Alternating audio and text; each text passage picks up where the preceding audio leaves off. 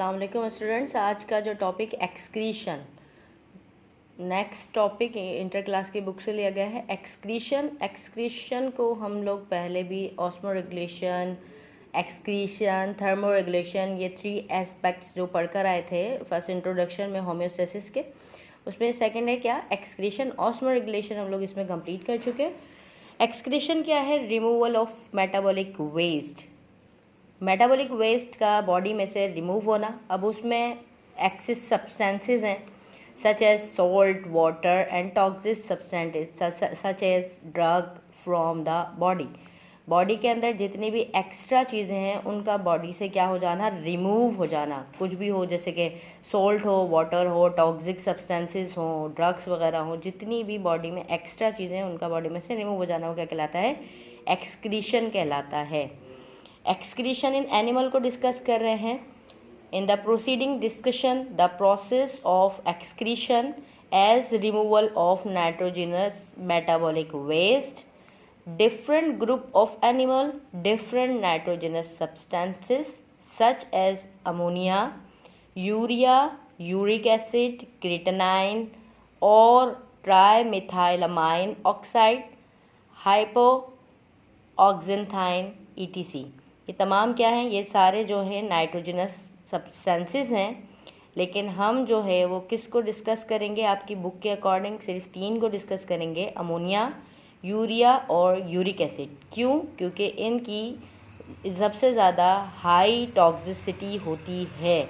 ठीक है, different group animals के डिफरेंट नाइट्रोजनस सब्सटेंसेस जो हैं वो एक्सक्रीट करते हैं बॉडी में से, तो उन्हें हम डिस्कस कर रहे हैं। सबसे पहले हम डिस्कस करेंगे अमोनिया को। अमोनिया का formula NH3 small gaseous molecule होता है। गैस मॉलिक्यूल हम इसको कह सकते हैं। स्मॉल है, छोटा है, हाईली सॉल्यूबल इन वाटर, पानी में ज़्यादा सॉल्यूबल है, diffuse very rapidly across the plasma membrane. और क्या है भाई?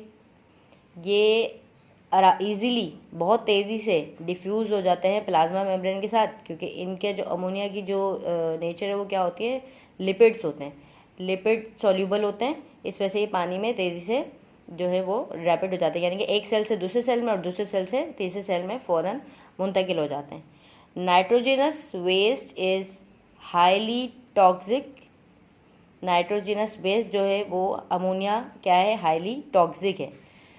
Toxicity is reduce with large quantity of water. इसकी टॉक्सिसिटी को कम करने के लिए क्या चाहिए? ज़्यादा से ज़्यादा पानी की ज़रूरत है। हमने इससे पहले फ्रेश वाटर फिशेस पढ़कर आए हैं, मैरीन पढ़कर आए हैं, तो मैरीन से ज़्यादा किस में प्रेजेंट था? ये फ्रेश वाटर फिशेस में। तब वहाँ पे क्या थी? पानी की क्वांटिटी ज़्यादा थी।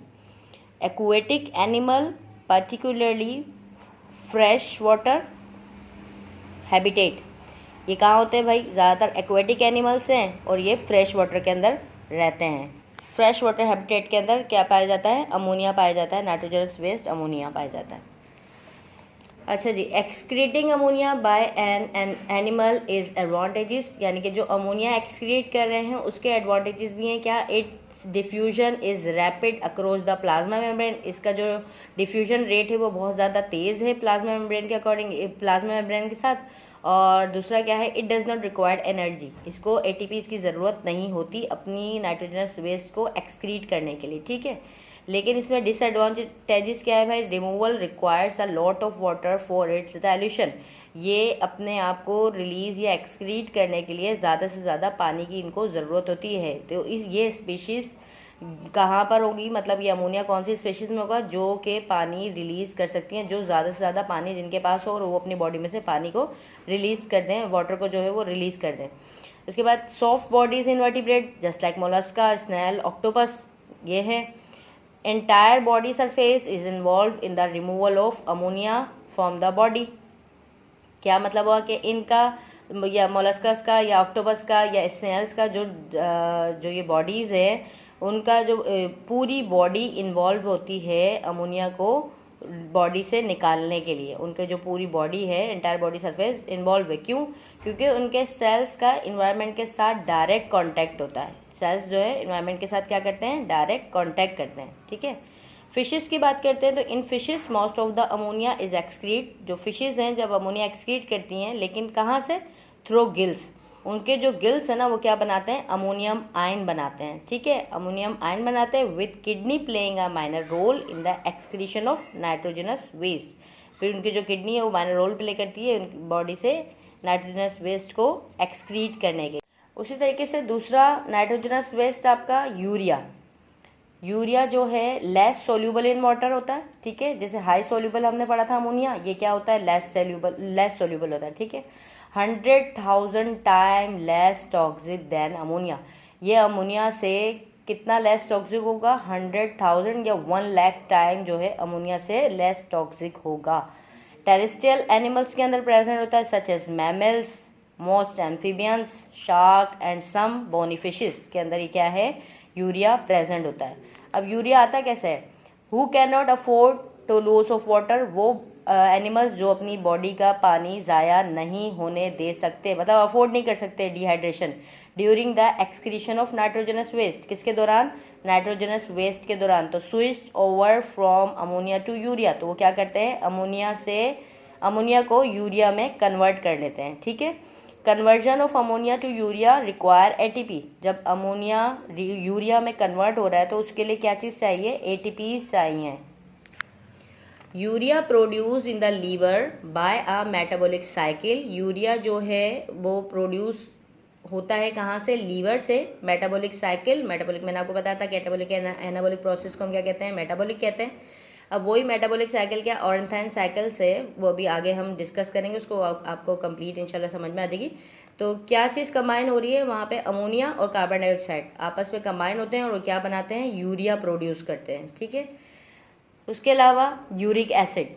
यूरिक एसिड भी क्या भाई? यूरिक एसिड भी क्या है? Large molecule. अब देखें जैसे जैसे उसकी सॉल्युबिलिटी या मॉलिक्यूल आगे बढ़ता जा रहा है, लेस मतलब टॉक्सिक होता जा रहा है, वैसे वैसे उसका मॉलिक्यूल जो है वो बढ़ता जा रहा है। ठीक है, लार्ज मॉलिक्यूल है, लो सोल्युबिलिटी इन वाटर है, formation of uric acid requires ATP. वही यूरिक एसिड को बनाने के लिए क्या चाहिए? एटीपी चाहिए। जैसे यूरिया को कन्वर्ट करने के लिए चाहिए तो उसी तरह इसी को भी बनाने के लिए एटीपी चाहिए। Uric acid is discharge either in the form of thick paste. Uric acid discharge क्या होता है? थिक पेस्ट की फॉर्म में होता है, या फिर सॉलिड पैलेट्स या सॉलिड पैलेट्स के। आपने अगर रेप्टाइल्स यानी कि लिजर्ड जो घर में है उनका अगर वेस्ट देखा हो या इंसेक्ट्स का वेस्ट देखा हो तो एक पैलेट्स की छोटे छोटे पैकेट्स की तरीके से होता है, तो वो क्या कहलाते हैं? सॉलिड पैलेट कहलाते हैं। ठीक है, जैसे टेरेस्ट्रियल एनिमल्स के अंदर यूरिक एसिड प्रेजेंट है, उसमें आ जाता है सच एज बर्ड्स आ जाता है, रेप्टाइल्स आ जाता है, इंसेक्ट्स आ जाता है, गैस्ट्रोपोड्स हैं। गैस्ट्रोपोड्स क्या है? हमारा मोलस्का की टाइप है। ठीक हो गया। अच्छा जी, ये क्या है? बर्ड्स का आपने अगर पेस्ट देखा हो तो वो थिक पेस्ट में, मतलब वेस्ट देखा हो तो वो किस में होता है? थिक पेस्ट में होता है। गैस्ट्रोपोड की बात कर रहे हैं तो गैस्ट्रोपोड जो है वो अपना पानी में मिनिमाइज लॉस ऑफ वाटर, मतलब उनको ज़रूरत होती है कि अपना पानी बचाना है, और उनका जो गैस्ट्रोपोड्स का जो एग होता है ना वो इनक्लोज इन शेल, उनका जो एग है वो किस में होता है? शेल में इनक्लोज होता है। तो ये थे आपके तीनों नाइट्रोजनस वेस्ट जो हमने डिस्कस किए।